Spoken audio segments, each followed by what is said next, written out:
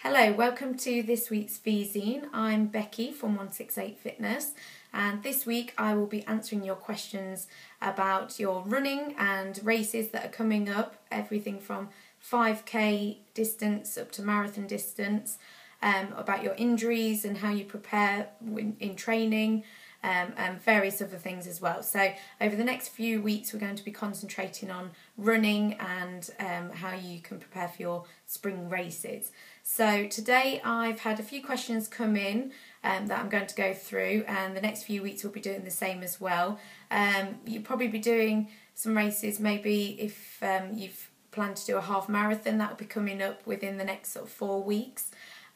You may have booked a place in some 10k races or 5k races as well, or maybe even a marathon at sort of a couple of months' time. So if you do have any more questions, just send those in to me and I can answer those over the next few weeks for you. Okay, so we'll get on some questions that I've had come through. So first of all, a question was, I can run 3 miles comfortably. Should I run a half marathon this spring? So the person who sent that in can run 3 miles at the moment, but they're wondering whether half marathon is right for them. So what my advice would be to keep building up the mileage. I usually recommend that if you can get up to 6 miles before the half marathon, then you should be able to complete it. It depends how determined you are to complete it. Obviously, a lot of it is mind over matter. So ideally, you want to be doing up to sort of 10 miles maybe before. But don't worry, if you've booked your place and you're determined to do it and you can only get up to sort of 6 miles before, then just don't expect it to be your best race, but you should be fine to do it. Just keep mentally strong, highly motivated and really determined, and you should be able to do it. And you may have to walk some of it, but don't worry, as long as you cover the distance you can always get better and improve on your time. So yeah, definitely I would say give it a go. So next question, what is a good time to aim for a 10k? So a really good time would be sub 1 hour. If you're not quite at that level yet, then as I said, you can always just give it a go and then build on your time. Aim for a new personal best later down the line. Plenty of races you can enter. Team 168 will be doing the Leicester 10k, which is in May, and that's a nice flat course around Abbey Park. So you could use that as your starting point and then enter races over the summer and aim to beat your time each time you do a race. So sub 1 hour is a good time, and that works out about sort of 10-minute mile pace. So that'd be a great time to aim for. Next question, I want to do a sub 2 hour half marathon. What pace would you need to run at? So I've got a few clients at the moment that is their aim, to beat the 2 hour mark for the half marathon distance. So they need to be running at sort of 9-minute mile at a constant pace. Or sometimes what I recommend is that you start off slower than you aim to finish. So you maybe do 9.5-minute mile pace at the start, and then aim to finish at sort of 8.5-minute mile pace, so it sort of averages out maybe 9-minute miles overall. But just do whatever you feel comfortable with. If you are aiming for a 9-minute mile constant pace, you need to be doing your training at that pace, and then also doing some speed work as well, where you practice running quicker than that, so that 9-minute mile pace feels more comfortable, if that makes sense. So if you do need any more information about that, or that sounds like something you're looking to achieve, then just get in touch and I can talk you through it, what sort of training you should be doing. Next question, I can only run 2 to 3 times per week. What are the most important training sessions to do to build up for a race? So first of all, you need to be doing your longer runs so you know you can cover the distance. So like for half marathon, ideally getting up to 10 to 13 mile distance before the race, so that you know you can cover the distance on the day. The second priority would be to train consistently. So you need to be running 2 to 3 times a week every week, not just once a week. 1 week you do 2 to 3 runs in that week. The next week you maybe do 1. The week after you do 1 or 2. It needs to be the same every week, so that your body gets used to it. And the third priority would be to do some interval training, so it increases your speed and your speed endurance as well, so that your sort of base fitness, the level that you, or the pace that you feel most comfortable running at, will eventually get quicker. So that if you practice running at a quicker pace, then you'll eventually get quicker over a longer distance. So again, if you need any more help with that, then just send me an email and I can talk you through it. I have a knee injury. Should I still do the race that you've entered?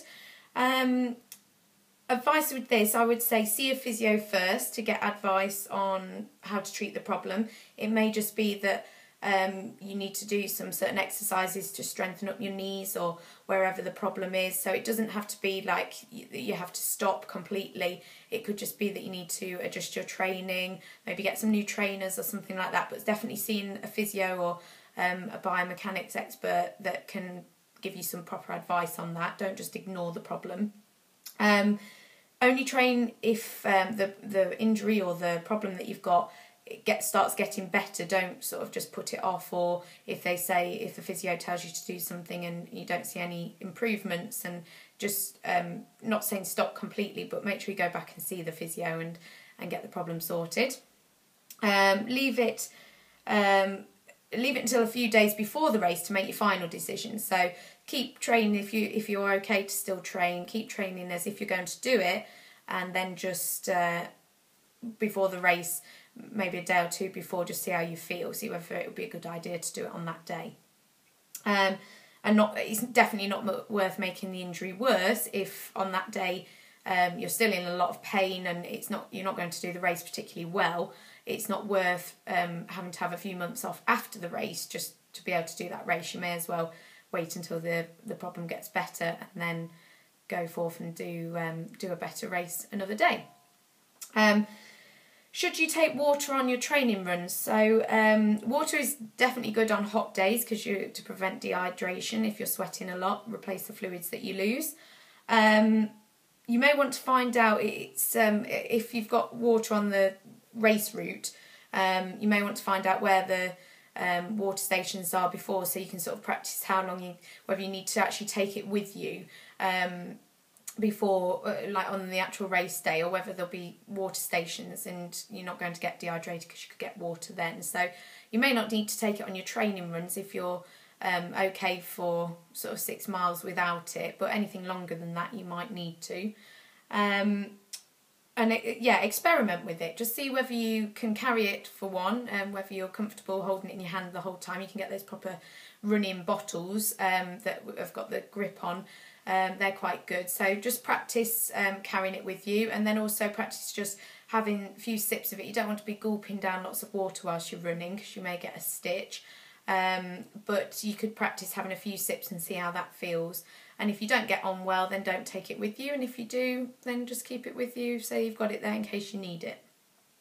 Next question. You need a new pair of trainers. How long do you need to bed them in? So I would say sort of 2 to 3 weeks before your race. So if your race at sort of end of March now, then now would be okay to get a new pair of trainers.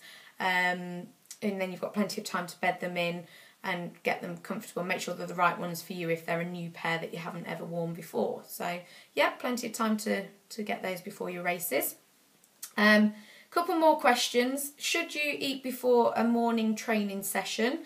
Not essential to eat before, because you do have some energy stored in the muscles overnight. So providing you don't feel hungry and lethargic, and you don't feel like you need to eat before you go out, then you don't have to eat, but you may feel more energised if you do. So even if it's just something small like a banana or a small cereal bar or something like that, it may help you to just feel a bit more energised and go out there and do a better session than if you didn't eat. But it's not essential. My ideal race food, which we'll talk a bit more as we go closer up towards the race season, but I like to have porridge before my long runs and before races. Porridge with banana, nuts and honey. So you may want to try that, but make sure you give yourself enough time to digest it before your actual training session. Okay, last question. What is the best time to do your training session? So again, this does depend on the individual. You may prefer to run in the morning, someone else may prefer to run in the evening. if it's an issue of like when you've got time to do it, then I would always recommend doing it first thing in the morning before life can get in the way, basically, before you have to get the children up or go off to work or something, and before you can make any excuses why not to do it. So yeah, definitely first thing in the morning if you can. And also there's the benefits of if you do it before breakfast, then you can be burning fat when you haven't eaten. So there's those benefits. But if you prefer to have some food inside you, then perhaps to give you some energy, then later afternoon could be good, maybe 4 o'clock time. But again, if you're working, that might be difficult, or got children you need to pick up from school. So later in the evening, it may have to be.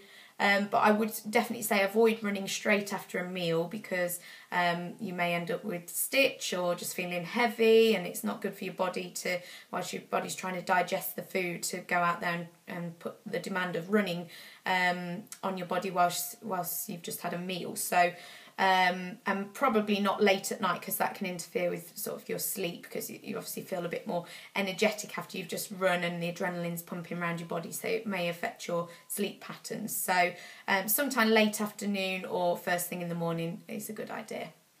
So I hope you've found those questions and answers useful. If you do have any more questions that you want to ask me, as I say, I'm going to be doing this for the next few weeks, so just get those questions into me via email, which is at the top of this email, or you can reply to this e-zine, and I'll be seeing you next week.